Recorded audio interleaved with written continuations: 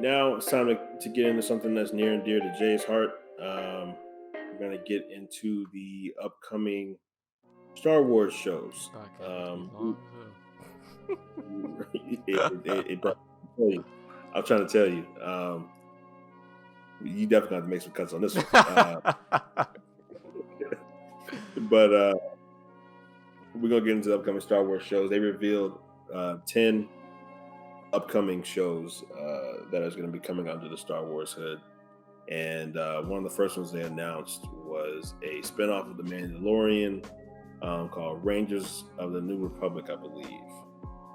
How you feel about that one, Jay? Because I know we're getting into your territory now, especially with Star Wars. So don't give a damn about the Rangers of the New Republic. To be honest, this isn't like Marvel now with all these superhero shows that I love now. Now you just kind of I don't know. I love Star Wars and stuff, but there's no real information about it to really that excited me about it. They really didn't announce anything or give any more information about the Rangers of the Republic. I mean, isn't Gina Carano's character a Ranger? Yeah, I think there's rumors that she's going to be the star of it. Now, first of all, let me say this: Gina Carano is one of my not my childhood crushes. I was an adult, but she was a very good-looking woman. Yes, definitely. So I'll support anything that she's in. So if she's in it, I'll definitely watch. But then again, it's Star Wars, so I know I'm watching anyway. I just don't have I know nothing about it, so the interest level is kind of low for me on this one. Gotta wait till we get some more info about it. Oh yeah, definitely. I will say this: I knew about Mandalorians before, but I didn't know how the Mandalorian was going to be, and that's ended up being pretty good. But we'll see what kind of characters they can bring in Rangers of the New Republic going forward. Right. Something near and dear to my heart, one of my favorite characters in the Star Wars universe, ObiWan Kenobi. Yes, sir. And great news for me. I know a lot of people may not feel this way. I was at work talking to a friend of mine today, and she felt totally the opposite. But I'm a Hayden Christensen fan. I felt like he did what he did with the material, and I felt like if Anakin was going to be any sort of way, he would be whiny and a brat like Hayden Christensen played with. So, I am happy to see him returning as Darth Vader. I don't know how exactly we're going to get to see Hayden Christensen because we're wearing a Darth Vader outfit, but that was still good news to me, and I'm excited for it. Ewan McGregor killed it playing Obi-Wan. So yeah. Yeah, I'm definitely excited for it. Well, and to what you said, Hayden Christensen didn't have a good coming out in the Clone Wars, but it was decent. But I feel like he really repaired a lot of that those issues in Revenge of the Sith, and that's why Revenge of the Sith to this day is my number one favorite Star Wars movie of all time. I don't care what y'all say, Revenge of the Sith is number one. I think he did a lot, and I couldn't see anybody else coming in and replacing him, to be honest. Mm-hmm. So really, I didn't know you said it was. Revenge of the Sith is my favorite one, and number 2 would be Force Awakens, and then number 3 Empire Strikes Back. But oh wow, yeah, interesting. So Force Awakens, yeah, man, into your top 3. Oh, wow, hey, okay. This is before things went downhill with the other 2. Something was about to pop off with Force Awakens, and then they just didn't. Like I said, that's a whole other podcast for a different day. Sure. But yeah, man, I'm excited. I'm excited to for him coming back, and I think he's coming back to play Vader, but of course they're gonna have something where we actually get to see Anakin. I would say this. I always wanted to see some kind of Darth Vader spinoff where we kind of seen him in the BAFTA tanks and stuff like that, and kind of seeing a little bit more of his psyche. And him, accepting his Darth Vader role. I always wanted to see something like that. So I hope we get a little bit of that. Kathleen Kennedy did say, I don't know if she was just saying this just to get people excited, but she was like, we're going to see a rematch between Obi-Wan in Invader. Now, from the history that I know, there was never a rematch. Well, there was a rematch. It was in episode 4. Oh, A New Hope, right? Yeah, in A New Hope when Obi-Wan became one with the Force. So that was the rematch that we all know, But apparently they had a second fight. I mean, well, they had 3 fights. So apparently we're gonna see something with that. So. But we never. I mean, Star Wars is, they're creating their own history now. They're getting rid of some old stuff and right history. So they're, same thing. Like I didn't know until I watched some of the animated show that he fought. What's his name again? Who? So yeah, Darth Maul. So. Oh yeah, right. Definitely. Yep. Yeah. So. They're definitely added to the yeah, definitely. So we will see, man. We will see. I'm definitely excited for that one. It's supposed to take place 10 years after episode 6. So yeah. No, episode 3. Is episode 3? Mm-hmm. Episode 6 is it is Return to Jedi. You're right. It is episode 3. I'm tripping. Yep, episode 3. So yeah, I'm excited for that. That should be good.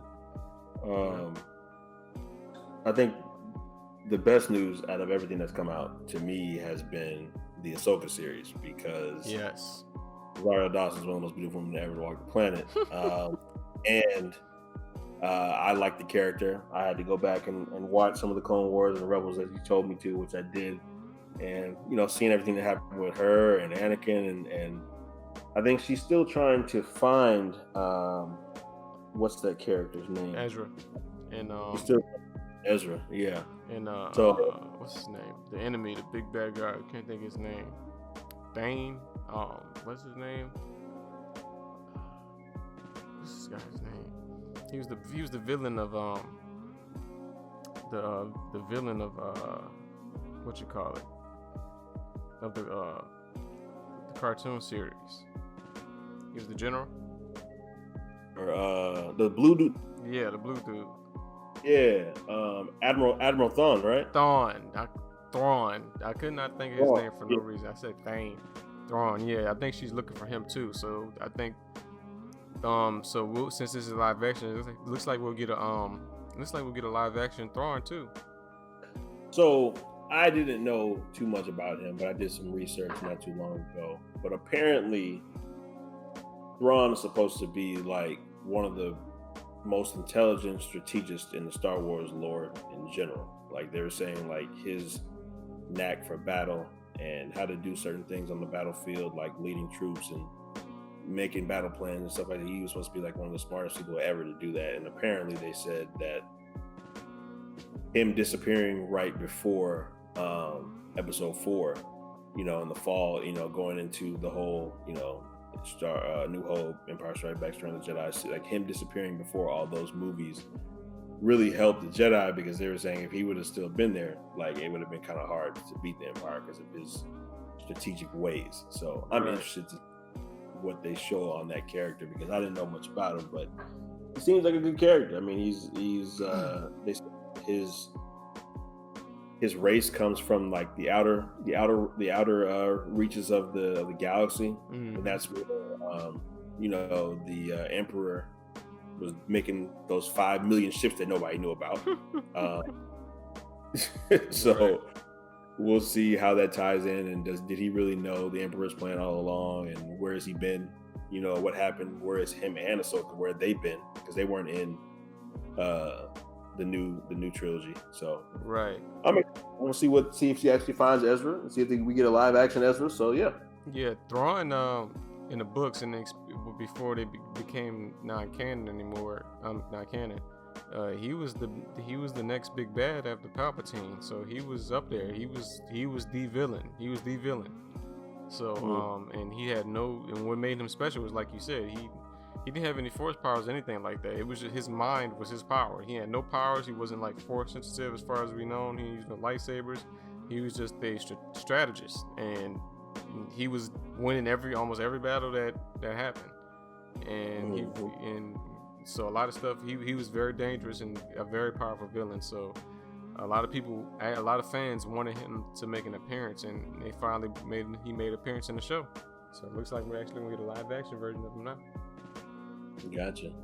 And we did hear some rumors about maybe possibly in the future. They don't, nothing for sure, but what's his name playing a young Luke Skywalker, maybe. Sebastian Stan, yeah. So that would be awesome because he looks like Mark Hamill. So yeah, he looks just like him, bro. That's that's just like how we talked about Fantastic Four and the Emily Blunt and John.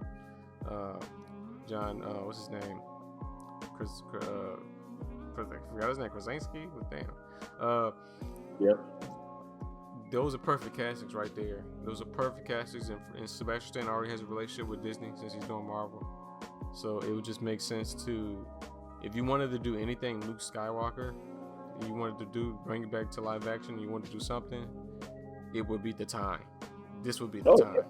Definitely. And you talk about ratings, man. If you bring him back, you bring Luke Skywalker back, that's my character. So like bringing back people who, may not have said, Mandalorian's cool, but if you bring Luke back, you're gonna get more views. I'm just being honest. Like, right.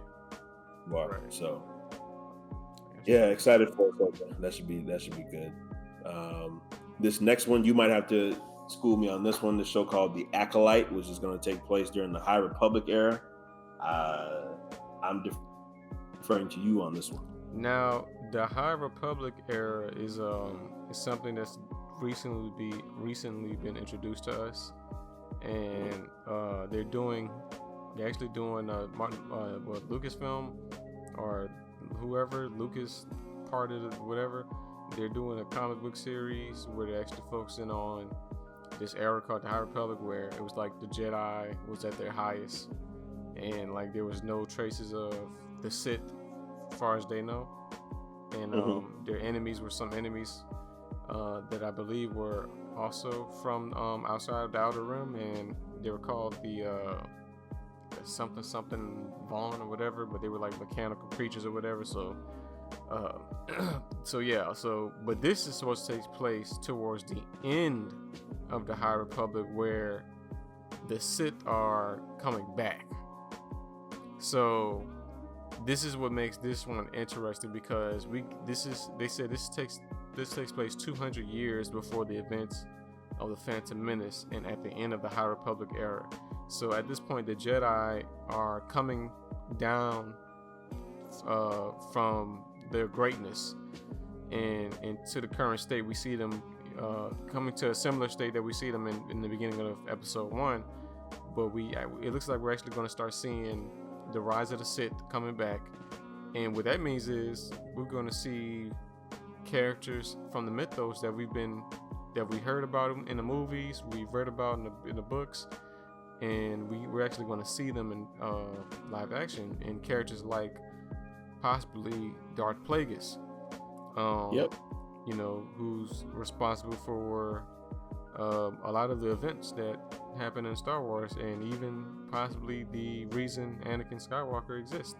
So a lot of that stuff is possible. So I'm very interested on it. I believe they're trying to focus on a specific character. Her name is Darth Talon, and she was the same race. Was she? No, she wasn't the same race of. Was she the same race of Darth Maul? I can't remember. But she was supposed to be the Sith, the Sith Padawan to Darth Maul. But I guess they're making her own character. So we'll see. I'm excited. I'm actually excited to see what they're gonna do with that. Cool.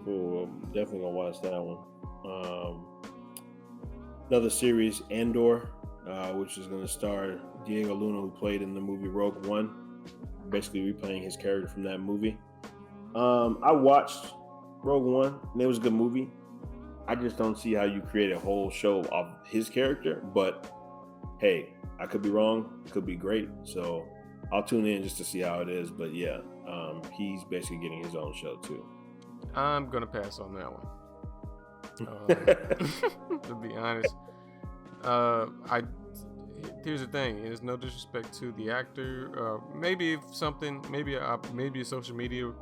I watch the recaps and stuff like that. I watch the recaps on YouTube, get me up to date. But I'm not wasting my time.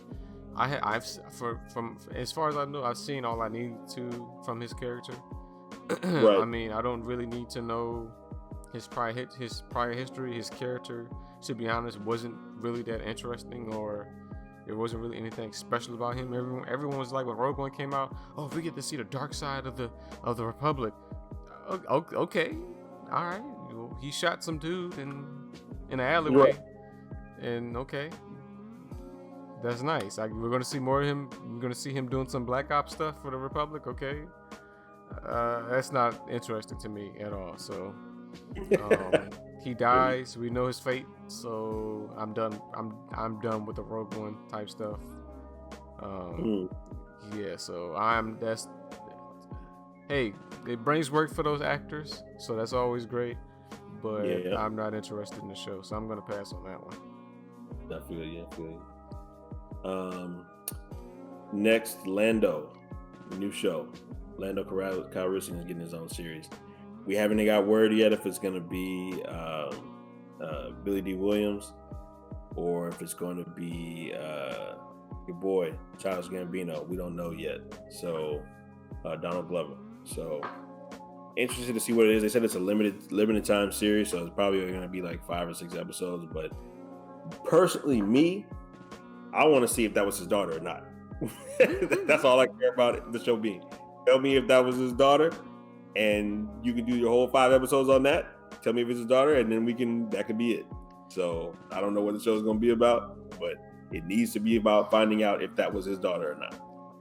Here's the thing. Please tell me that you guys are not doing the show just to fix your writing from the main trilogy. Please. Because if this is, like you said, if this show is about if this show is about a DNA test, then y'all, Star Wars, it shows that you guys are incompetent more than ever, and that y'all realize that y'all effed up big time. Because that's true. Generalizing it, we don't mean just like, oh, tell me if it is yes or no, but we need to see like what happened, like right. How, but I'm just saying, like the gist of it though. Like, they're probably gonna have some interesting, filler stuff up in there, of course. But right, I'm trying to figure out, okay, what do I need to know about Lando that the main series hasn't given me? You know what I'm saying? And I'm like, and here's the thing: if Childish Gambino come back, first of all, that's my boy. But overrated, but yeah. Stop hating. But that's my boy. But to be honest, I think Lando is a skip too. Yeah. Oh man. Yeah, man. All right. Like I said, man, I think they announced all this stuff, man, but I'm like, a lot of this stuff isn't really needed. So right. It's very ambitious. So and Billy D. Williams, there's not much he can do. He's old. So and that's not being disrespectful. Like, he's old. It's not, just he need to be, resting and enjoying the rest of his life, coming back for this stuff, man. So I don't know. Yeah. It was nice to see him in Rise of the Skywalker, but and it's being directed by Justin Simeon, who created Dear White People.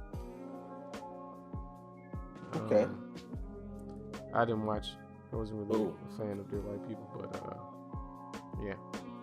I watched because it was my college career. So my college life, So it means a lot to me because that's how it was for me going to school.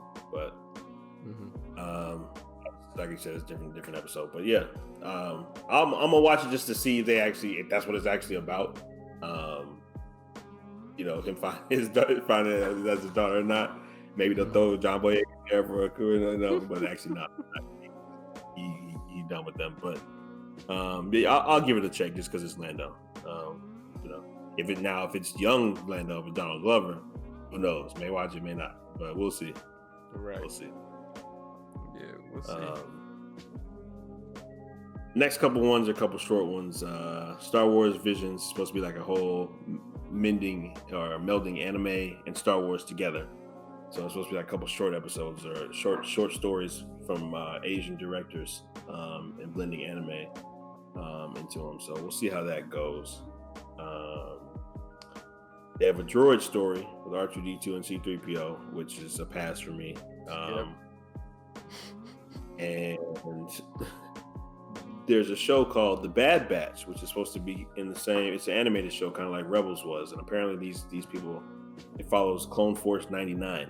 You probably know way more about that than I do. Yeah, I'm watching that. Okay. Yeah, they actually, if you watch the last bit of the last season of Clone Wars, they make an appearance and they were pretty interesting. And this is going to take place during Order 66. And these are the clones that actually they weren't termed, so we get to see them try to escape, Order 66 and what's going on through that. So that's really interesting. Yep. So we'll give that a check out. And last but not least, Mandalorian season 3. So yeah, that pretty much about wraps it up for the major Marvel Star Wars news. Some other stuff came out that Disney's doing.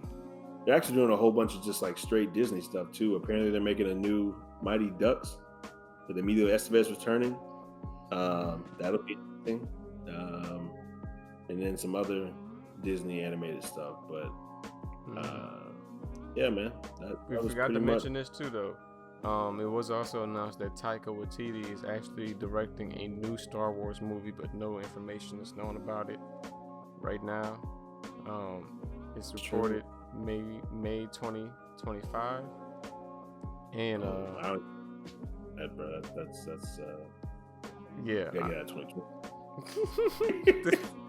And Patty Jenkins is also from Wonder Woman. She's also doing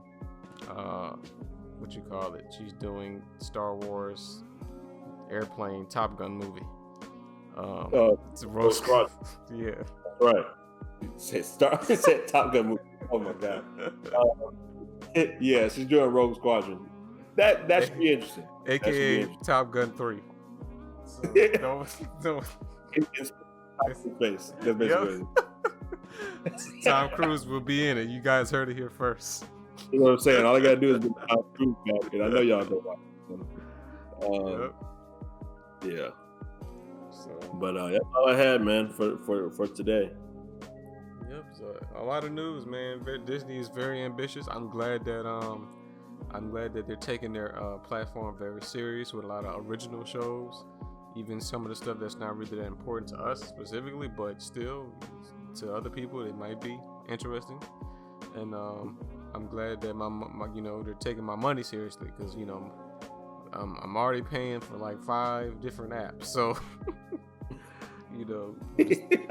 so I'm glad that I didn't have to cut Disney Plus out, because really the only show we're really watching on Disney Plus is The Mandalorian.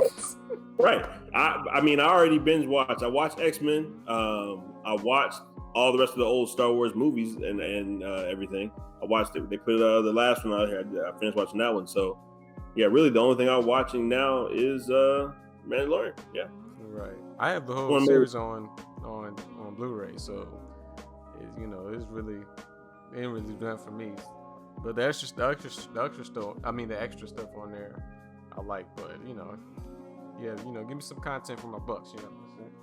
Someone made a joke that Disney Plus actually released Disney Plus yesterday, because they were like, "This is what Disney Plus should have been. Is what y'all are releasing right now. This is Disney Plus instead of all the movies that we've already seen a million times." So that's 100% true. I agree with that statement. Yep. So for sure. Yeah, man. Big things coming up for Disney. Big things.